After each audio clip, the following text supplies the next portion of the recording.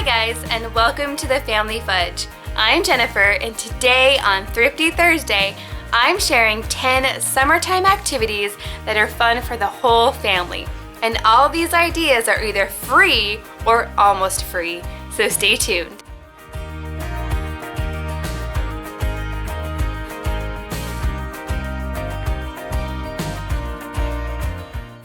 Now, as a busy mom of 4, one of my favorite parts of summer is having a more relaxed schedule.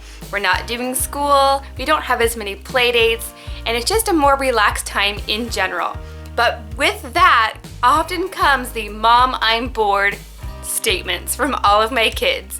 So I'm constantly looking for fun things for us all to do together as a family. Now in our area, there's actually a lot of fun things to do during the summer if you're willing to pay for them. But if you're on a budget or you have a lot of kids, that can get really expensive. And that's why today I'm sharing 10 things that you can do with your family that's either free or almost free. Tip number 1 is to seek out a community splash pad. Now where I'm from, it gets super hot during the summer, and so a popular destination is the water park. But to take my family to the water park would be more than $30 every time. So definitely a cheap or free alternative is to seek out a community splash pad. My kids love the splash pad. We'll take our picnic, our umbrella, our chairs, and just hang out there all day. And it's free. Tip number 2 is to go backyard camping. Now traditionally when you go camping, you number 1, have to have all of the gear. Number 2, you have to drive to get there. And number 3, obviously you have to pay to rent your space. When you camp in your backyard, not only is it free, but it's a lot easier too. My kids get really excited when they see that tent come up. One thing I really like about backyard camping is that if I decide I'd rather sleep in my bed, my regular bed, I can just go in the house and do that. Number 3 is to utilize your local library. My kids love the library. Not only do they have books and computer games and puzzles, but they also have free air conditioning. And our library even has a summer reading challenge for the kids. So if they read a certain amount of books, they can win prizes. Tip number 4 is to have a brunch picnic. Now brunch picnics are very similar to a regular picnic, but you just have it earlier in the day. That way you don't have to be out having your lunch in 100-degree summer heat. We love brunch picnics. Now you have to feed the kids anyway, so I like to make it fun. I really like letting my kids eat outside because then I don't have to clean up any crumbs. Tip number 5 is to take your kids on nature walks. I like to keep my kids learning over the summer. They can really learn so much by just observing the nature around them. And here's an added tip, you guys. Go to Pinterest and find a nature scavenger hunt. You can print this out for your kids for free while they're on their nature walk. It'll be fun and educational. Tip number 6 is to find a local volunteer service project for your family. I highly recommend that you check out justserve.org. When you go to the website, you put in your zip code and you can find more information about different service projects in your area. Now, not all of these will be family friendly, but if they are, you can find more information on this website. Tip number 7 is to embrace technology.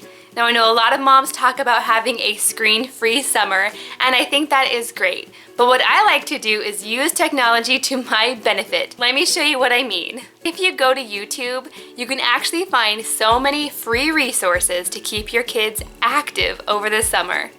You can find yoga classes for kids, dance classes. You can even find online PE classes that are all free.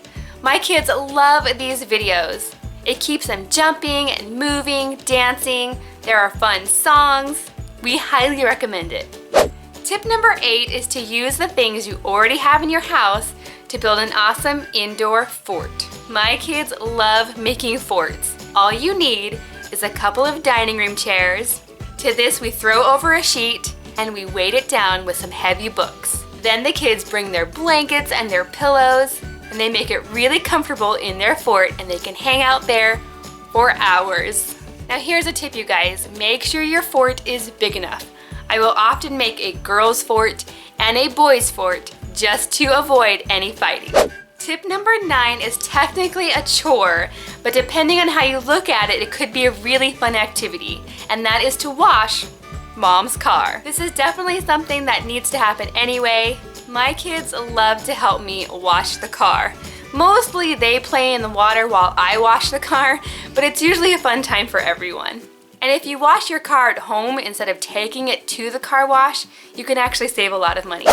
Tip number 10 is my favorite on the list, and that's why I left it for last. I love watching movies with my kids, but to take everyone to the movie theater is super expensive.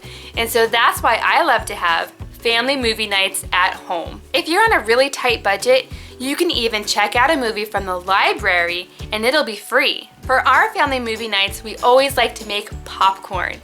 And the kids especially love it when we use our air popper to make our popcorn. I like to set up each child with a pillow and a blanket and their own popcorn, and we can all sit down and watch a movie together. This is the perfect nighttime activity since nobody needs to be up early the next morning for school.